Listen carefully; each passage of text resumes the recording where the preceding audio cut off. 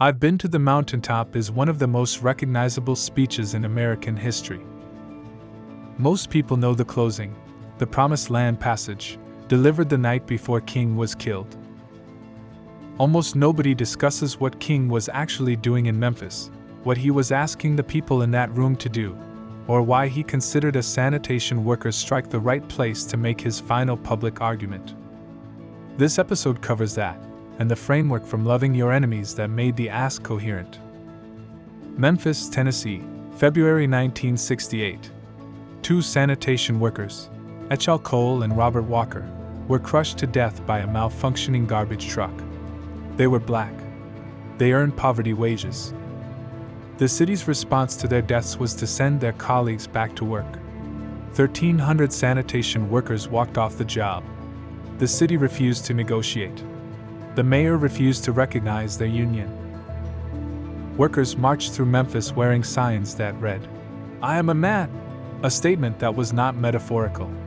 It was a direct response to the conditions their employer had decided were acceptable. King came to Memphis because the sanitation strike was not a detour from the movement's work. It was the movement's work. The men on strike were the people the Poor People's Campaign was being organized to represent. Working class, disproportionately black, earning wages that kept them in poverty regardless of how consistently they showed up. The decision to stand with them was a deliberate statement about who the coalition King was building was actually for. Not just the formerly dispossessed. The working poor. The people whose labor was essential and whose conditions were treated as negotiable. The speech he delivered on April 3, 1968, the night before he was assassinated, was not a farewell address. It was an organizing speech with specific asks, delivered to people in the middle of a fight, by a man who understood exactly what the stakes of that fight were and what it would take to win it. The sermon Loving Your Enemies, covered in depth in the context of strength of love, sits underneath everything King argued in Memphis. Its core claim is strategic before it is moral. A movement that operates from hatred loses the people who don't share that hatred. Those people are not peripheral to the coalition. They are the difference between a movement large enough to produce structural change and one contained enough to be managed. King's argument was not that hatred was understandable but wrong. It was that hatred was strategically self-defeating. The people working to prevent structural change understand this clearly. Fracturing a coalition along the lines of who hates whom, setting communities against each other, amplifying the most extreme expressions of grievance within a movement until the people who don't share those expressions have somewhere else to go, is the consistent counter-strategy to organized pressure for change. It works because it is aimed at the coalition's weakest point. A movement that loses members over tactics and tone is a movement that has done part of the opposition's work for it. Winning hearts and minds is not a compromise with the opposition. It is the method of building a coalition large enough that the opposition cannot fracture it. King was making this argument to sanitation workers in Memphis in 1968 for the same reason he made it to his congregation in Montgomery in the 1950s. The conditions were different. The strategic requirement was identical. The tactical section of I've Been to the Mountaintop is the part of the speech the mainstream cultural memory has largely dropped. King gave the Memphis crowd specific instructions. Bank with institutions that serve your community. Concentrate purchasing power deliberately. Know where your money goes and make that choice count. When an institution acts against the interests of the community, remove the community's economic participation from it. The argument was not symbolic. Economic withdrawal is leverage. The Montgomery bus boycott worked because black ridership was the bus system's financial base. Removing it made the cost of maintaining segregation a concrete budget problem. King was applying the same mechanism at a broader scale.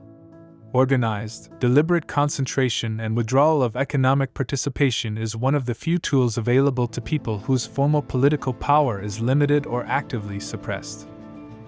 That tool has not disappeared. Boycotts of companies that roll back diversity commitments, divestment campaigns pressuring institutions to withdraw investment from countries engaged in actions the campaign opposes. targeted economic pressure on corporations whose political spending works against the communities they profit from. These are all direct continuations of the method King outlined in Memphis. Where they have worked, the condition is consistent: enough people holding the line together long enough for the economic cost to become real. The method works when the coalition holds. It fails when the coalition fractures. That is not a coincidence. It is the same dynamic King was describing in Loving Your Enemies applied to economic terrain. Every argument King made across the works this series has covered points toward the same structural requirement. The organizing model and stride toward freedom required a unified community holding discipline under sustained pressure. The direct action framework and Why We Can't Wait required enough people willing to absorb friction that the cost of resistance became higher than the cost of change. The economic argument in Where Do We Go From Here required a coalition broad enough to apply pressure at the level of the system rather than at the level of its symptoms. The Poor People's Campaign required bringing together Black Americans, poor white Americans, Latino communities, and Native American communities under a single economic demand. None of it was possible without labor and the working class as full participants in the coalition. This is not a strategic preference. It is a structural requirement. The people working against structural change are not primarily fighting specific communities. They are fighting the conditions under which those communities could act together. Keeping the working class divided along racial and cultural lines, keeping labor movements separate from civil rights movements, keeping economic grievance from connecting to racial grievance and political grievance. These are not accidents of history. They are the strategy. A coalition that includes labor and the working class across racial lines is the specific configuration the opposition to structural change has spent the most consistent energy trying to prevent, because it is the configuration that cannot be managed with surface change alone. King understood this in Memphis. The sanitation workers' strike was not a labor issue that happened to involve Black workers. It was the exact intersection the movement needed to occupy: race, class, labor, and economic justice as a single front rather than separate causes competing for separate constituencies. That intersection is where structural change becomes possible. It is also where the fracturing strategy concentrates its effort, because it is the point of maximum threat to the existing order. King was killed the following day. The argument did not end with him. The threads this series has followed: the organizing model, the direct action framework, the economic critique, the coalition requirement, were picked up by the people who came after him and carried forward into the decades that followed. That history is not finished. The chapter this series covered is one part of a much longer record of people making the same structural argument under different conditions, in different forms, at different costs. The channel's next work follows where those threads went. This is not the end of the story. It is the end of this part of it. That's the final video in this series on Martin Luther King Jr.'s lesser-known writings. If this series gave you a clearer picture of what King was actually arguing, beyond the version most people inherited, like and subscribe to stay with the channel. The history this series started doesn't end here. The arguments King made were picked up by others, carried into new contexts, and continued in forms that are still active today. That's where the channel goes next.